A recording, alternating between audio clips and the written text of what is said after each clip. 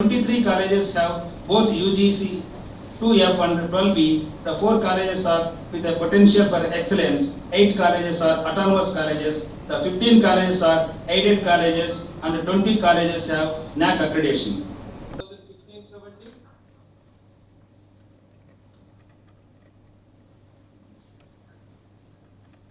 V. Chandrika Durga Swami for the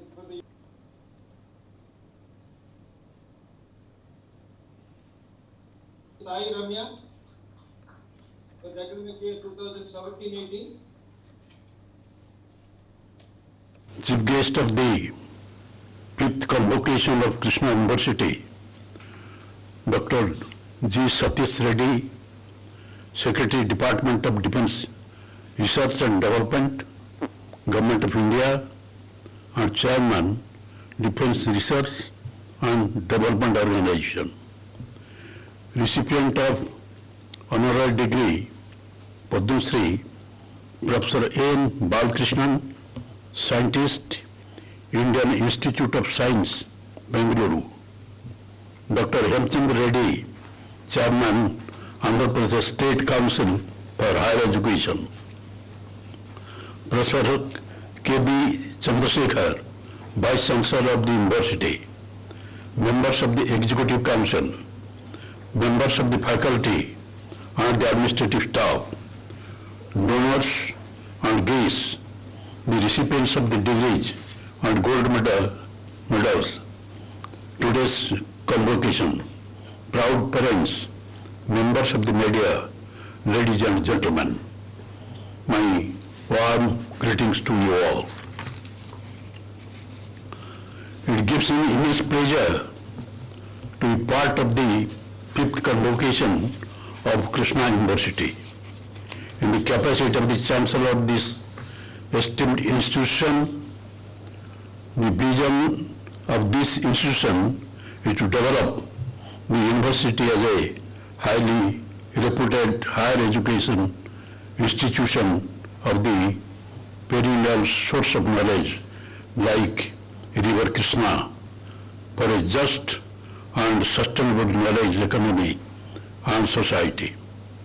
I am glad to know that this institution is striving relentlessly to realize its vision for the last 1 decade and moving in the right direction. On the auspicious occasion of today's convocation, I would like to congratulate all the graduating students, their parents, faculty members, and administrative staff. You have certainly demonstrated the commitment, creativity, and talent needed to succeed in your chosen career. I sincerely hope that after the achievement of your academic goal, your hard-earned knowledge enables you to lead your life in the best possible manner. Dr. G. Satish Reddy, today's chief guest, commemorator for the convocation, is known for his significant contribution to the indigenous design, development, deployment of diverse missiles and strategic defense systems. I am really impressed by the initiatives during the peak of COVID-19 pandemic in establishing a 1,000-bed COVID care center in a record time of 10 days. Every Telugu person is proud of his achievements. My special congratulations to Professor N. Balakrishnan, the recipient of the degree of honoris causa. Professor Balakrishnan is an eminent scientist associated with world-class institutes both at national and international level. He is a multi-faceted personality with proven records in information technology and has been known for his versatile range of research interests. In recognition of his outstanding services and unparalleled contribution, the Government of India conferred the prestigious Padma Shri Award on him in the year 2012. I am sure the image of the Krishna University has been enhanced with his presence at the convocation. As all of you are aware, education plays a vital role in development of any nation, as it constitutes the backbone of the country. The human resources produced by educational institutions play the most determining role in the advancement of a nation and the progress of the civilization. Therefore, higher education is considered as an important instrument to bring about social, economic, political and technological reforms in any country, more particularly for a developing country like India.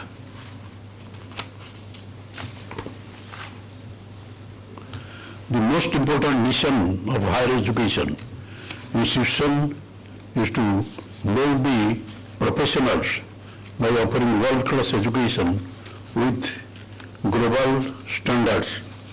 At the same time, it should be ensured that there is no compromise on the quality of education offered. The outbreak of COVID-19 has taught us that change is inevitable and the opportunities created will lead towards a better tomorrow. The pandemic situation forced the educational institutions to adopt online platforms and digital technologies as an alternative system of teaching to face the challenges posed by the pandemic. This generation of students are really fortunate that 34-year-old education system has undergone a major reform with the introduction of National Education Policy 2020 by the Government of India. The policy envisages a comprehensive framework from elementary education to higher education, as well as vocational training in both rural and urban India. The policy is built on the concept of access, equity, quality, affordability, and accountability. The NEP 2020 aims to transform India into a vibrant knowledge society and a global knowledge superpower by making both schools and college education more holistic, inclusive, flexible, and multidisciplinary, suited to 21st century needs, and also aims at bringing out unique capabilities of each student to the fore. With regard to the higher education, NEP 2020 aims at increasing the gross enrollment ratio in higher education, including vocational education, from 26.3% to 50% by 2035. The policy envisages broad-based, multidisciplinary,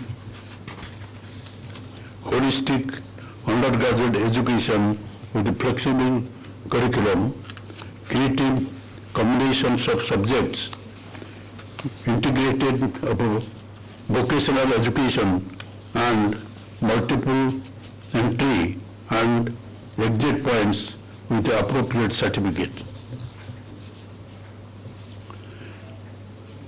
Education can be of 3 or 4 years with the multiple exit options and with the appropriate certification within the period. Multidisciplinary education and research universities are proposed to be set up as models of best multidisciplinary education of global standards in the country. National Research Foundation will be created as an apex body for fostering the strong research culture and building research capacity across higher education. Higher capacity across higher education. Higher Education Commission of India will be set up as a single overarching body of the entire higher education, excluding medical and legal education. I am quite confident that the reforms initiated by the central government under the leadership of our Prime Minister, Shri Narendra Modi ji, will completely change the landscape of higher education and bring back glory to the higher education institutions and make India a world-class educational hub by 2041. The government of Andhra Pradesh, with a proactive approach, started implementing the key policies of the new education policy 2020 from the current academic year. I am glad to know that in tune with the National Education Policy 2020, the Krishna University has introduced 4 years honors programs from the academic year 2020-21 with an exit option to the students after 3rd year. I am happy to learn that Krishna University has started functioning from its own campus located at Rudravaram in the environs located at Rudravaram in the environs of Machilipatam towards from January 2019 by overcoming the decade of teaching problems of infrastructure. I am also glad to know that the university is at present located in the sprawling 103 acres campus with 2 mega administrative and academic blocks of roughly about 225,000 square feet plinth area and construction of hostel buildings for boys and girls, engineering college and pharmacy college are in progress. I am happy to know that Krishna University has established a new college for pharmaceutical programs, namely Krishna University College of Pharmaceutical Sciences and Research during the academic year 2019-20. The university has established state-of-the-art laboratories in its 3 constituent colleges in Rudravaram campus for science, engineering and pharmacy programs with latest equipment which will benefit the students community in acquiring necessary skill and knowledge. It is heartening to know that the Krishna University has secured ISO 9001 2015 Quality Management System certification in the academic year 2020-21 and preparing to secure NAAC accreditation during the current academic year. I came to know that the university had effectively dealt with the challenges posed by the COVID-19 pandemic during the previous academic year and ensured uninterrupted functioning of the classes in virtual mode and completed the academic year for students of various programs with extraordinary loss. Various programs without intellectual loss. All the 4 constituent colleges have fully geared up to face the pandemic situation and have arranged national as well as international seminars, conferences, workshops on virtual mode with resource persons chosen from renowned institutions for the benefit of the students and faculty.